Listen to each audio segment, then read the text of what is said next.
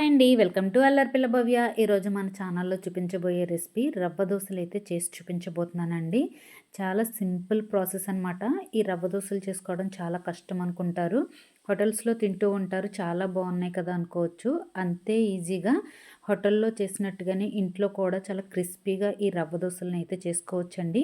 దానికి కాంబినేషన్గా పల్లి కొబ్బరి చట్నీ అయితే చేసి చూపించబోతున్నాను అనమాట. హోటల్లో తిన్న టిఫిన్స్ అయితే చాలా రుచిగా టేస్ట్గా ఉన్నాయి కదా, మన ఇంట్లో చేస్తే అంత రుచి లేదు అని అనిపిస్తుంది. కానండి, మనసు పెట్టి చేసామంటే ఎందుకు రాదు చెప్పండి. ఆ టేస్ట్ అయినా టెక్చర్ అయినా వచ్చి తీరాల్సిందే. ఇప్పుడు మనం రవ్వ దోశ రెసిపీ అయితే చూసేద్దామండి. ముందుగా రవ్వ దోశల్లోకి ఉల్లిపాయ ముక్కలు, పచ్చిమిరపకాయ ముక్కలు, కొత్తిమీర, క్యారెట్, అల్లం తురుము, కొంచెం కరివేపాకు సన్నగా కట్ చేసి పెట్టుకోవాలి. క్యారెట్ని అయితే తురుముకోవాలండి క్యారెట్ గ్రేటర్ తోటి. ఇలా అన్నీ రెడీ చేసి పెట్టుకున్న తర్వాత మనం మిక్సింగ్ బౌల్ ఒకటి తీసుకోవాలి. అందులోకి ఒక చిన్న గ్లాస్తో గోధుమ రవ్వ అయితే తీసుకుంటున్నానండి. గోధుమ రవ్వ అంటే మనం ఉప్మా చేసుకునే బొంబాయి రవ్వ అనమాట. ఈ బొంబాయి రవ్వని ఒక గ్లాస్ తీసుకోవాలి. అదే గ్లాస్తో ఒక గ్లాస్ బియ్యం పిండిని తీసుకోవాలండి. ఇక్కడ నేను పొడి బియ్యం పిండిని తీసుకుంటున్నాను. హాఫ్ గ్లాస్ మైదా తీసుకోవాలి. రవ్వ దోశ పిండి బ్యాటర్ కొంచెం ఎక్కువ కావాలనుకుంటే మీరు పెద్ద సైజ్ గ్లాస్తో తీసుకోవచ్చు అనమాట. ఇందులోకి మనం టేస్ట్కి సరిపడా ఉప్పు వేసుకొని ఒకసారి అన్నీ కూడా మిక్స్ అయ్యేలాగా చేతితో మిక్స్ చేసుకోవాలి. ఇలా బాగా మిక్స్ చేసుకోవాలండి. ఇలా మిక్స్ అయిన తర్వాత మనం ఏ గ్లాస్తో అయితే పిండి రవ్వ తీసుకున్నామో అదే గ్లాస్తో ఒక గ్లాస్ వరకు చిక్కటి పెరుగు తీసుకోవాలి. నేను ఇక్కడైతే కమ్మటి పెరుగునే తీసుకున్నానండి. మీకు కావాలి అనుకుంటే కనుక కొంచెం పులిసిన పెరుగునైనా కూడా వేసుకోవచ్చు అనమాట. అదే గ్లాస్తో 4 గ్లాసులు వాటర్ కూడా వేసుకుని విష్కర్తో కానీ లేకపోతే గరిటతో కానీ చేతితో కానీ ఎలా అయినా పర్వాలేదండి, ఒకసారి బాగా ఉండలు లేకుండా బాగా మిక్స్ చేసుకోవాలి. ఎక్కడ కూడా గోధుమ పిండి ముద్దలు కట్టకుండా చూసుకోవాలి. గోధుమ రవ్వ త్వరగా ఉండలు కట్టేస్తుందండి. అలా కట్టకుండా త్వరగా మిక్స్ చేసుకోవాలన్నమాట. ముద్దల కింద కట్టిందంటే కనుక రవ్వ దోశలు అంత పర్ఫెక్ట్గా రావన్నమాట. ఇలా విష్కర్తో కానీ చేతితో కానీ అయితే చక్కగా కలిసిపోతుందండి. గరిటె అయితే అక్కడక్కడ ముద్దల కింద ఉండిపోతాయి అన్నమాట. ఇలా పిండంతా కూడా బాగా కలిసిన తర్వాత మనం ముందుగా కట్ చేసి పెట్టుకున్న పచ్చిమిరపకాయ ముక్కలు, కొత్తిమీర, ఉల్లిపాయ, క్యారెట్ తురుము, కరివేపాకు తురుము, అల్లం ముక్కలు ఇవన్నీ కూడా ఇందులోకి యాడ్ చేసుకోవాలి. రవ్వ దోశల్లో ఇవన్నీ వేసేటప్పుడు ఒకటి బాగా గుర్తుపెట్టుకోవాలండి. అదేంటంటే చాలా సన్నగా కట్ చేసుకోవాలి. ఉల్లిపాయ ముక్కలైనా, పచ్చిమిరపకాయ ముక్కలైనా, అల్లం ముక్కలైనా, క్యారెట్ తురుమైనా ఏదైనా కూడా చాలా సన్నగా మనం రవ్వ దోశలు వేసుకుంటే అందులో కలిసిపోవాలన్నమాట. అసలు ఉల్లిపాయ ముక్కలు కూడా పైకి కనపడకూడదండి. అంత సన్నగా కట్ చేసుకోవాలి. ఇవన్నీ కూడా వేసుకుని బాగా మిక్స్ చేసుకున్న తర్వాత మనకి టేస్ట్ సరిపోయిందో లేదో చూసుకుని ఉప్పుని కావాలంటే అడ్జస్ట్ చేసుకోవచ్చు అనమాట. లాస్ట్ మినిట్లో ఇందులో కొంచెం జీలకర్ర కూడా వేసుకుని మిక్స్ చేసుకోవాలి. మనం వేసిన 4 గ్లాసుల వాటర్ కూడా సరిపోదండి. పిండి ఇంకా చిక్కగానే ఉంటుందన్నమాట. ఇంకొక 2 గ్లాసుల వరకు వాటర్ వేసుకోవచ్చు. మనకి తెలిసిపోతుందండి గరిటతో కలిపిన తర్వాత చిక్కగా ఉంటే కనుక వాటర్ని ఇంకొక 2 గ్లాసులు వేసుకునైనా కలుపుకోవచ్చు అనమాట. మనకి ఈ పిండి బ్యాటర్ ఎలా ఉండాలంటే మనం బటర్ మిల్క్ కలుపుకుంటే ఎంత పలుచగా ఉంటుందో అంత పలుచగా ఉండాలండి. అప్పుడే మనకి రవ్వ దోశలు క్రిస్పీగా వస్తాయి. ఈ రవ్వ దోశలకి కాంబినేషన్గా పల్లి కొబ్బరి చట్నీ అయితే చేసి చూపించబోతున్నానండి. ముందుగా మిక్సీ జార్ తీసుకుని ఫ్రై చేసి పొట్టు తీసేసిన పల్లీల్ని ఒక 3 టేబుల్ స్పూన్ల వరకు వేసుకోవాలి. ఒక కొబ్బరి చిప్పని కట్ చేసుకుని ఈ కొబ్బరి చిప్పని కూడా వెనకాల బ్రౌన్ పార్ట్ తీసేసి యాడ్ చేసుకోవాలి. హాఫ్ స్పూన్ వరకు జీలకర్ర వేసుకోవాలి. టేస్ట్కి సరిపడా ఉప్పు, ఇందులోకి స్పైసీ కోసం పచ్చిమిరపకాయలను కూడా వేసుకోవాలి.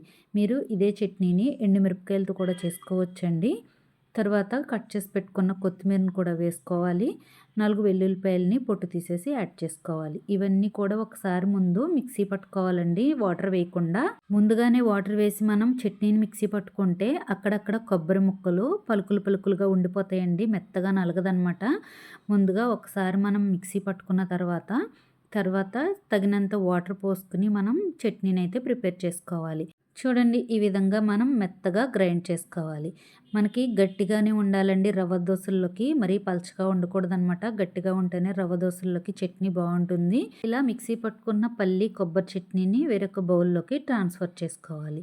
మనం కావాలంటే ఇందులోకి పోపు పెట్టుకోవచ్చండి. అవసరం లేదనుకుంటే ఇలాగే తినేసినా కూడా చాలా బాగుంటుందన్నమాట. నేనైతే కొంచెం పోపు వేసుకొని పోపు పెట్టుకుంటున్నాను. కొంచెం ఆయిల్లో ఆవాలు, జీలకర్ర, ఎండుమిరపకాయ, కరివేపాకు వేసుకొని పోపు పెట్టుకుంటే సరిపోతుందన్నమాట. రవ్వ దోశల్లోకి చట్నీ ప్రిపేర్ చేసుకున్నామండి. ఈ చట్నీని కూడా పక్కన పెట్టుకుని స్టవ్ మీద ఒక పెనం పెట్టుకోవాలి. నేనైతే నాన్ స్టిక్ పెనం తీసుకున్నానండి. నాన్ స్టిక్ పెనం అయితే మనకి రవ్వ దోసలు చక్కగా వస్తాయి. వంట రాని వాళ్ళు కూడా ఈజీగా చేసేయచ్చండి రవ్వ దోసలైతే. ఐరన్ పెనం మీద కూడా చేసుకోవచ్చండి. ఆ వీడియో అయితే ఇంకొకసారి అయితే చూపిస్తాను. మనం ముందుగా కలిపి పెట్టుకున్న ఈ రవ్వ పిండిని ఒకసారి బాగా మిక్స్ చేసుకోవాలండి.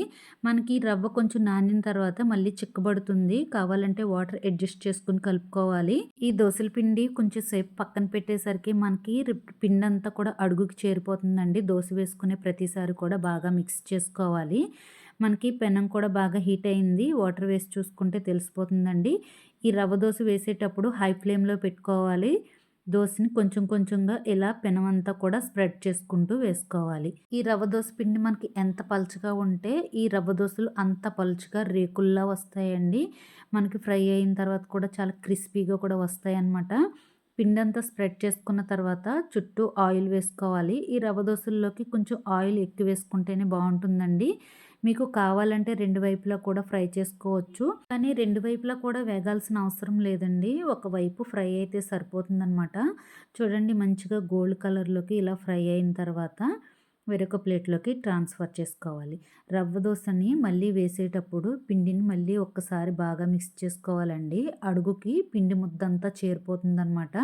ఇప్పుడు నేను గరిటెతో వేసి చూపించాను కాబట్టి ఇప్పుడు నేను గ్లాస్‌తో వేసి చూపిస్తున్నానండి. ఈ దోస వేసినప్పుడు ప్రతిసారి కూడా హై ఫ్లేమ్‌లోనే ఉండాలి మంటెప్పుడు కూడా.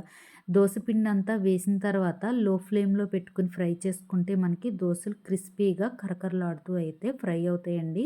హై ఫ్లేమ్‌లో పెట్టుకొని దోసలను ఫ్రై చేసుకున్నారంటే సరిగ్గా వేగవు. మనకి దోసలు కూడా అంత బాగా రావన్నమాట. విరిగిపోతాయి. లో ఫ్లేమ్‌లో పెట్టుకొని మనం దోసలను ఫ్రై చేసుకుంటేనే మనకి చక్కగా గోల్డ్ కలర్‌లో ఫ్రై అయ్యి దోసలు రవ్వ దోసలు చాలా పర్ఫెక్ట్‌గా వస్తాయన్నమాట. నేను చెప్పినట్టుగా కనుక ఫాలో అయ్యారంటే అసలు రవ్వ దోసలు రాని వాళ్ళు కూడా చక్కగా వేసుకుంటారండి. ఇంకొక టిప్ చెప్తాను. మీరు ఒక 4, 5 దోసలు రవ్వ దోసలు వేసిన తర్వాత మనకి పిండి మళ్ళీ చిక్కబడిపోతుందండి. కొంచెం వాటర్ యాడ్ చేసుకొని టేస్ట్ చూసుకొని ఉప్పు సరిపోకపోతే కనుక ఉప్పును కూడా అడ్జస్ట్ చేసుకొని కలుపుకొని రవ్వ దోసలు వేసుకొని ఈ టిప్ కనుక ఫాలో అయ్యారంటే రవ్వ దోసలు చాలా పర్ఫెక్ట్‌గా వేయొచ్చనమాట. మనం హోటల్లో తిన్నట్టుగానే ఇంట్లో కూడా రవ్వ దోసలను చాలా చక్కగా వేసుకోవచ్చండి. ఈ దోసలు చూస్తే మీకే అర్థమై ఉంటుంది ఎంత క్రిస్పీగా వచ్చినాయో. ఇలా మనకి హోల్స్ పడితేనే మనకి మధ్య మధ్యలో ఈ రవ్వ దోసలు చక్కగా కుదురుతాయండి. క్రిస్పీగా కరకరలాడుతూ వస్తాయన్నమాట. ఇంకొక టిప్ ఏంటంటే దోసలు మనం హై ఫ్లేమ్‌లో పెట్టుకొని ఫ్రై చేసుకున్నామంటే క్రిస్పీగా అయితే రావండి. ఈ రవ్వ దోసలు ఫ్రై చేసుకోవడానికి మనకి కొంచెం టైం ఎక్కువే పడుతుంది. ఎందుకంటే లో ఫ్లేమ్‌లో పెట్టుకొని ఫ్రై చేసుకుంటేనే మనకి ఈ రవ్వ దోసలు క్రిస్పీగా వస్తాయి. మన హోటల్లో తిన్నట్టుగా కూడా ఉంటాయన్నమాట. చూసారు కదండీ క్రిస్పీగా ఈ రవ్వ దోసలు మీ అందరికీ నచ్చినాయి అనుకుంటున్నాను.